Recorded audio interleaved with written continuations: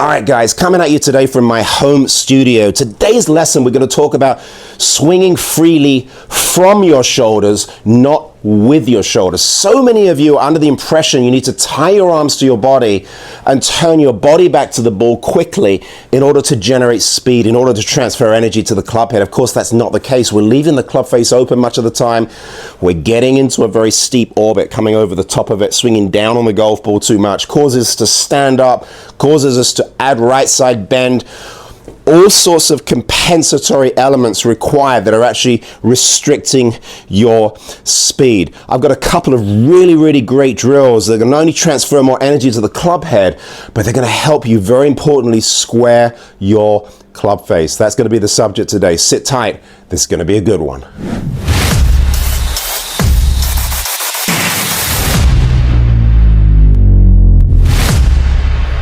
All right, so when we talk about swinging freely from the shoulders, what exactly does that mean? Well, think about it for a second. If I swing my golf club freely from the right side of my body to my left, you can see that my body is moving dynamically, okay? If I allow it to move dynamically, it's gonna move. Look at my feet. Look at my chest. Look at my hips. There we go, okay?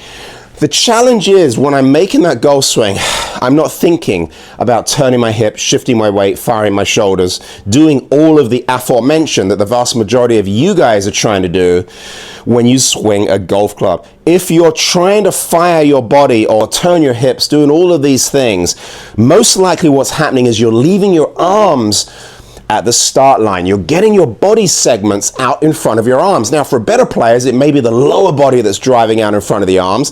Club gets released early in order to play catch up. For most recreational golfers, of course, it's the shoulders. That's the discussion today. It's the shoulders that are, of course, spinning back to the golf ball, leaving the arms at the start line. Of course, that next frame back here, the body has to stall and the club gets released early. For those of you that release the club early, you're normally having to release it early because your body is getting in front of your arms. Hope that makes sense. So I've got two really good drills that are going to help you essentially get your arms swinging more freely. And as I mentioned, get the club face squared up. We need to understand that it's the forearms that are responsible for squaring the club face. I've got my little racket here. The black side is open. The yellow side is closed. For the vast majority of golfers, we're getting that club face open at the point of collision. That's why you miss it to the right. We need to prepare the club face and deliver it a little earlier back towards the golf ball. We need to apply a little bit more twist to the golf club as we approach the golf ball. We're going to actually turn the knuckles down. Can you see that? I'm turning the knuckles down. I'm getting the black side of the racket pointing more down towards the ground. I'm starting to see the yellow side from my perspective a little earlier. And very importantly, we need to supinate this lead wrist. In other words, we need to go ahead and get the back of the left hand swinging around the corner. And you can see if I do that, look how nicely this shaft planes out. It gets on about a 45-degree angle back towards the golf ball. And that's what golf is, okay? It may be 60 degrees with the driver, but essentially we swing a golf club at a 45-degree angle. From here, we're 45 degrees here. As we start down, we're at 45 at impact. The club's back at 45. And of course, as we exit, when we release that club, I'm hoping that most of you are going to get this club on a 45-degree angle. I definitely see the yellow side here. What I'm not looking at, of course, is the black side. So we've got to get this feeling, guys. Incredibly important that we're looking at the palm of our lead hand post impact. We're turning these knuckles down, which diminishes dynamic loft. It actually reduces it. It turns your 9-iron that you've been hitting the same distance as a pitching wedge into an 8-iron. That's what gives you more distance at the end of the day. It's not all about fixating on trying to swing harder or using more effort. It's using better technique. It's engaging your wrists and arms, articulating your wrists better. That's a huge part of hitting the ball further, in my opinion. That's where 80% of your speed's coming from, guys. Your wrists and your arms. The body, of course, plays a role in supporting that motion without any question. So feet together drill is a big one. I love hitting balls with my feet together. It makes an enormous difference to my swing when I'm getting into trouble. Anytime I'm struggling with my golf swing, I put the ball in the center of the stance off a tee. I swing my golf club from one side of my body to the other. I really start to feel the grip end breaking in here, and I start to feel the club head swinging freely past my body. Look at that. Elbows down, thumbs up. That's my release pattern, guys. Elbows down, thumbs up. I'm not dragging the club across my body. I'm not spinning my body. I'm not dragging the club around the corner. See all these motions? This stuff here, trying to turn your body through, just an absolute disaster. It's one thing if you're hitting a little pitch into a green, all right? You want to do that. That's one thing. If you want to hit a nice little high draw, that is not going to happen, all right? So let's get my feet together and hit a couple. Show you what this looks like.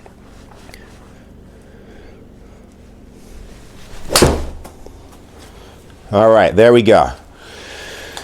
Nice little swing. Allow my arms to swing, not forcing my body back to the golf ball here. Really feeling my arms de-elevate and drop. Getting a little lazy in many respects. Swinging my arms somewhat irresponsibly, right? In other words, not making the ball the target, but just sending my speed home. I'm giving it a home on the opposite side of my body, guys. I'm not trying to steer it, all right? So many of you guys out here just throwing the kitchen sink at it. See, on the first tee, I'm teaching every day pretty much, and I look on that first tee, oh my goodness, all I see is Advil and ice packs. Advil and ice packs. All right, let's go at it one more time. Back of the left hand down, feet together drill, just staying in balance. That felt great. God, it's just great to feel that club break and just continue to fire past me. It's a fantastic feeling. Ask yourself this question. When you've played golf and you've struggled and you suddenly hit a good shot, I don't know, on a par 3, hit it in the middle of the green, and your friends say, you got through that one. John, you got through that. That was so much better. You really got through it. How are you interpreting that? How are you interpreting getting through the golf ball? Because if you're like 99% of golfers, you're thinking you turned your hips, you got more open, maybe you turn your shoulders more. All right, none of these things really do this. They don't really get the club face rotating. It's the forearms responsible. So, you know, instead of fixating yourself on trying to fire your body to get through, why don't you just stand here and rotate your forearms as you strike the golf ball? Turn the club down, look at the face turning a little earlier, and keep it rotating, all right? And then let your arms pull you around the corner, right? Let your arms and the club pull you around the corner. It's gonna look like you're using your body, all right? I promise you, it doesn't look like this. We're not standing here, and we're certainly not promoting a swing where you just stand there and slap at it with your wrists and arms. That is not good for business. That's not going to work, okay? So ultimately what we're going to do here is understand that the arms, of course, are going to start to employ the body very, very naturally if we allow the body to respond, all right? One more swing. I'm going to put a little mustard on this one by swinging my wrists and arms a little faster, doing the opposite to what everyone does. Relax my joints, my wrists, my arms, my shoulders. Let's put a little more sling on this one. Just great to get that club snapping. I can just feel it releasing. Not leaving anything in the bag there, guys. All right. So that's a 165, 178 iron with a guy that's still got a frozen shoulder. Thanks for reaching out, guys. I've got adhesive capsulitis. Spoke to the surgeon. He said, let's put a TV timeout on this surgery because I'm getting a little bit more range of motion. I'm still not quite where I need to be, but it's improving. And I've got golf schools coming up. By the way, 3 more spots in my September golf school. There is a link in the description. I've got 3 spots left. August, October are done, fully booked. Got 3 more spots if you have any interest in working with me in Charleston. Would love to work with you. But I'm like, I can't, deal with the surgery. All of a sudden, I'm in physical therapy for a few weeks. I can't take any chance of making it worse. And I can still swing, right? I mean, obviously I'm still swinging, but I've got some limited mobility is where I'm at. But I really appreciate the support and everyone reaching out. So feet together is a big one, okay? Swinging the club freely Arms from the shoulders rather than rather than pulling too hard with the body. And the other one is just dropping that trail foot back. Don't drop your trail shoulder back. Don't drop your shoulder back. We don't want to swing excessively inside out, but just dropping that right foot back. It keeps your body closed as you transition. It gives your arms room to de-elevate. It also helps you create more depth in your backswing. For those of you that are struggling with mobility, incredibly helpful to drop the trail foot back. Helps you get a little bit more around the corner with your pivot, right? To get your hands a little bit more above your ankles. We start to approach it very naturally from the inside. When we're a little tight in our hips, sometimes we tend to lift, we tend to lose some of that depth. So I love this drill, and yes, if you want to play with this, go ahead and play with it. There's nothing wrong with going out on the golf course and staggering your feet and dropping your foot back. I like about a 45-degree angle with the feet, all right, dropping it back, shoulders and forearms square, not too close, keep your shoulders square. And let's go ahead and just do the same thing, swinging my arms from my shoulders rather than firing my shoulders and leaving my arms at the start line. We do not want to do that. All right, let's see if we can give this a go. That felt great. Woo, I got it going here. Got it going. All right, so I'm going to read my numbers out to you. Path is 3 degrees right, face to path is 0.6 to the left. It's about as straight as an arrow there, guys. Again, about 165, 170 or so with my 8-iron, not using a whole heck of a lot of effort. So I'm absolutely confident. For those of you that come over the top, tend to spin too early, leave the face open. You've got the back of your left hand pointing up.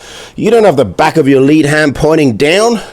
You don't have it going this way through the golf ball. Look at that. You have it going this way. You've got that chicken wing going. Right? You know who you are, this blocking pattern. This is going to make a world of difference. Do me a huge favor. Let me know when you do these drills how it's going, all right? Especially you slicers. Let me know. Shoot me a comment. I always get back to everyone. Thank you so much for sharing the videos as well. If you think this could help a friend or family member, go ahead and share. That really helps the algorithm. And thank you so much for subscribing to my channel. My name is Andrew Emery. Thank you so much. Get after it, guys. We'll talk to you soon.